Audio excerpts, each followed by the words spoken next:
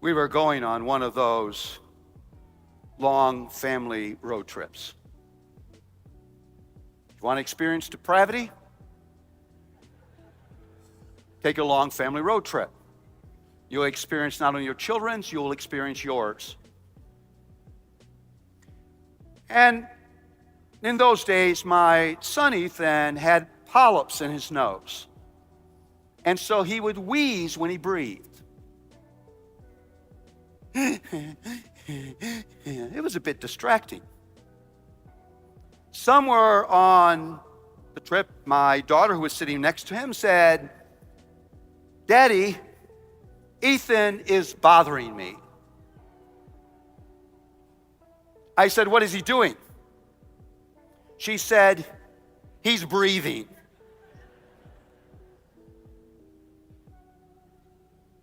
Not resisting the impulse to ask the next question, I proceeded to ask it. "What do you want me to do?" Without hesitation, she said these words, "Tell him to stop." If you would quit respirating, that would be helpful. Just die. Dad, you can put him in the trunk, we can bury him after the trip, and I would be way more comfortable.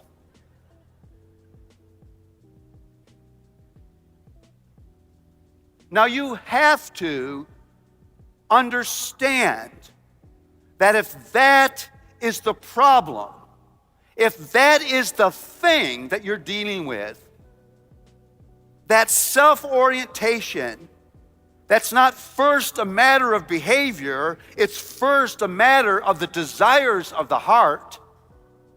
It's rooted in the most central form of idolatry. Listen, the idol of idols is the idol of self. It's the idol of self that ignites all other forms of idolatry. If that's what I'm dealing with,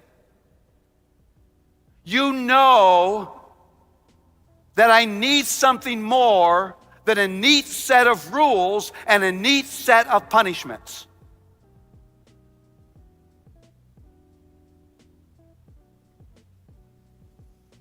I'm not going to control this thing. I'm not going to regulate this thing. I'm not going to manage this thing. It's shocking to me how many Christian parents every day get up and they ask the law to do what only grace can accomplish. No wonder they're discouraged. No wonder they're frustrated, because the tool that they're using does not have the power to do what they're asking it to do. Shame on us.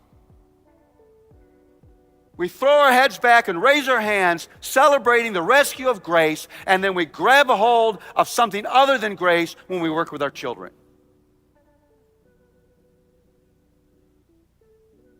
Now let me be clear here, lest you misunderstand me. Your children need God's law. The law does a beautiful job of exposing sin. It's one of its main purposes. The law is a glorious guide for everyday living. But the law has no ability to rescue and transform the heart of your children. Think of the gospel that we say we believe.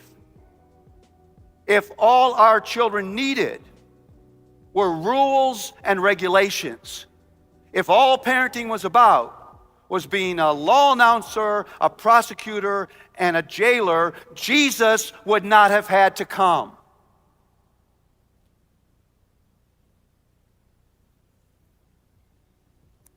You see, there's a different model in this passage. That's the problem. The problem is the deep, abiding meism in the heart of every child. The deep, abiding meism, no, it's not a word, I made it up, in the heart of a child.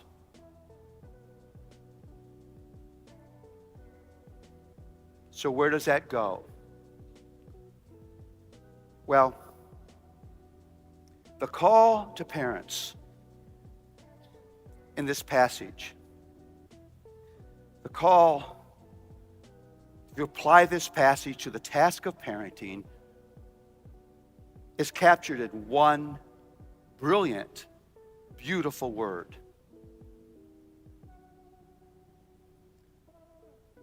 Paul's diagnostic is the problem, is the selfishness of sin. And before I speak about that word, I want to give you a couple examples.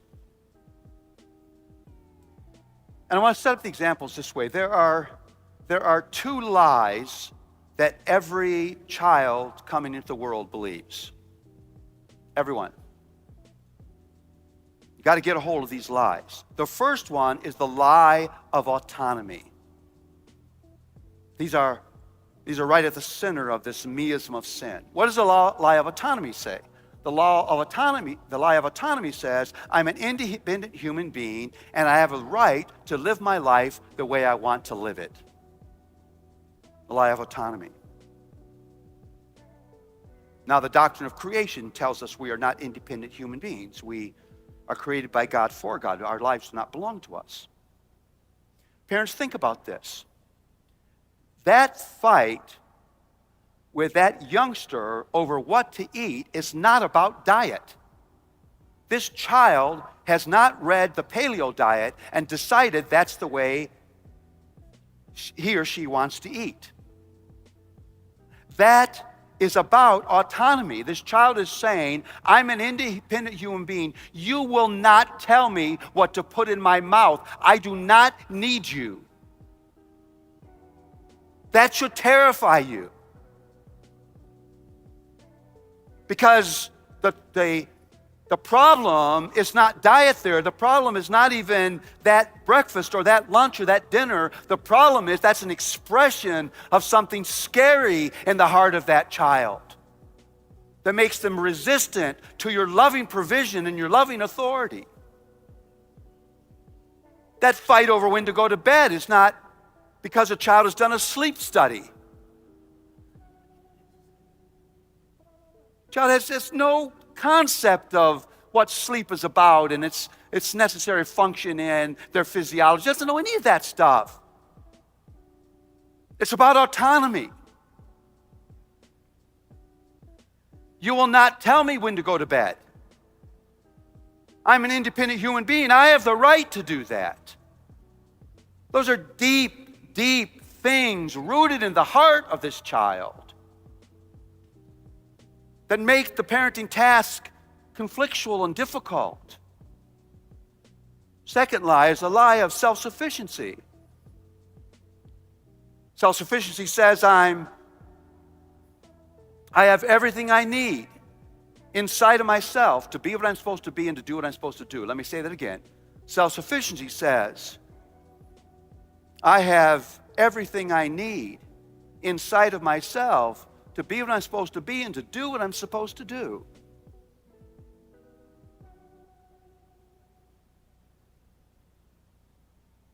Well, you know that we were created not for independence, but for dependence. We are not self-sufficient.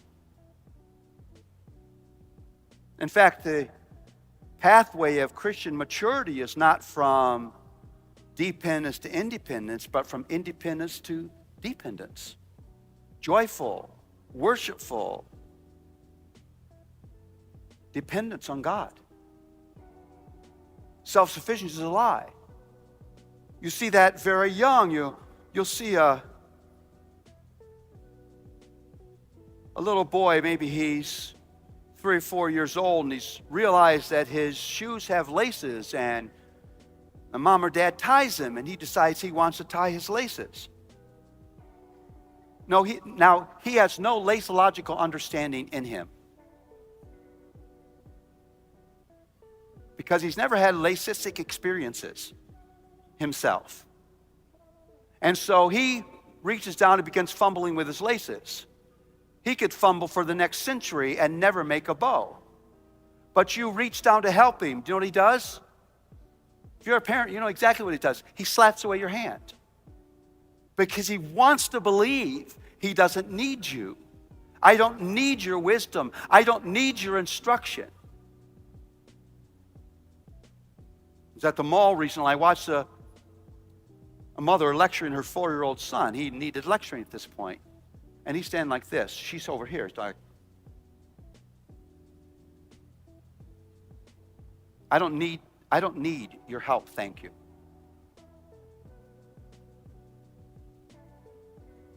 So what is my function? How do I deal with these things in the life of my child?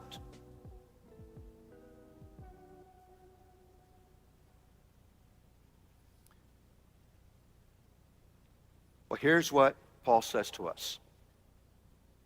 Here's the theology that you understand. Every horizontal human dysfunction is rooted in vertical brokenness. Hear what I said?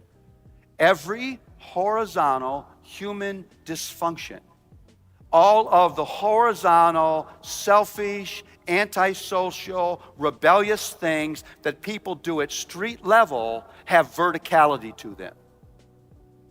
Because what's broken is vertical.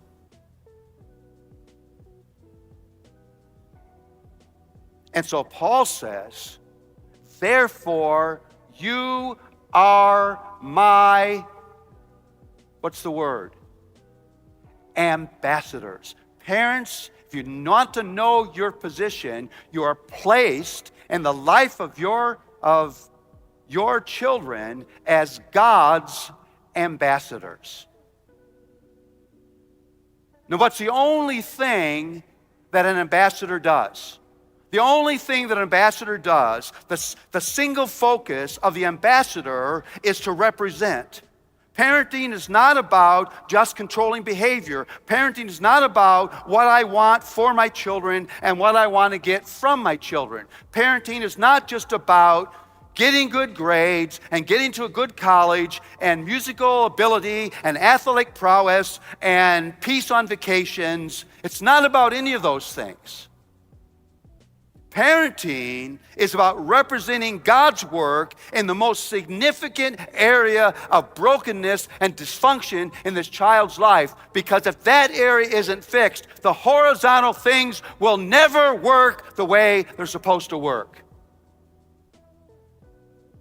You can't come up with 7 how-tos that will make your child a person of love. You can't come up with 3 strategies to make your child obey.